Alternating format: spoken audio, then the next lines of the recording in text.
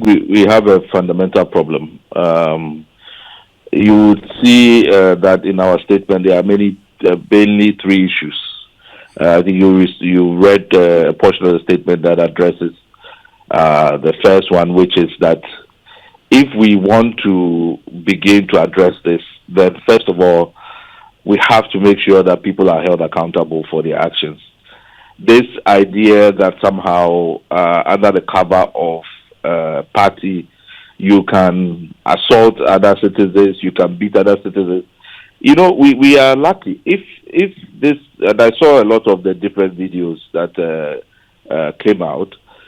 If anybody had stepped on Madam Howard Kumsin's head, because these cats were literally stamping on people, you know, on the floor. If anybody had stepped on her head or stepped on somebody and the person had died, you know, what would he have been saying? So I think that the first step to beginning to change course is that we have to have accountability. So that's one.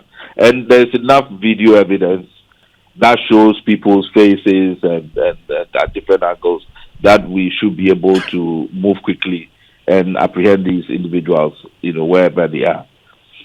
The second point is really the reaction from the parties themselves. I mean, having experienced all these for, you know, over 30 years now, it's in the Fourth Republic, by-election violence, election violence, produced so many victims. People have died, people have been maimed. You know, we've had an opportunity to do a study across the country looking at vigilantes and the pain that it leaves behind when these things are done. To think that people have still not learned, political actors, the young ones who are entering politics, still perpetuating these kinds of impunity and this very toxic culture of political violence, you know, and people say, oh, well, the person deserves it. Oh, the person, you know, shouldn't have been there. Then another person say, oh, well, we should also get our vigilantes mobilized so that we can deal with.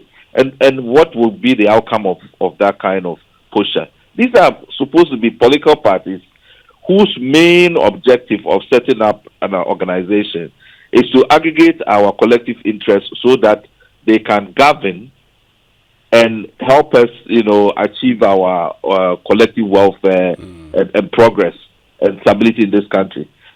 And all they can think about is, you know, how do I mobilize force to counter somebody else's force? So what is really the point of the political party now? Is it a criminal enterprise? Is it like, it's just a criminal gang?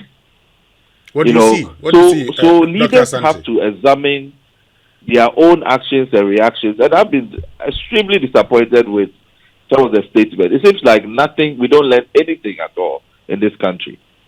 And the last point, which is for me is the bigger point, is that and in just recent months, we've seen the police basically stand aside while people have been maimed and beaten and so on. They literally just look on when this is happening.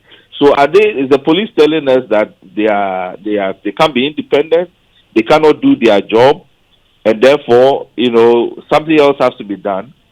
Already people say, oh, the police are not capable, we should bring the army and all of that. What does the police what message do they send when they see, when they do the things that they are doing?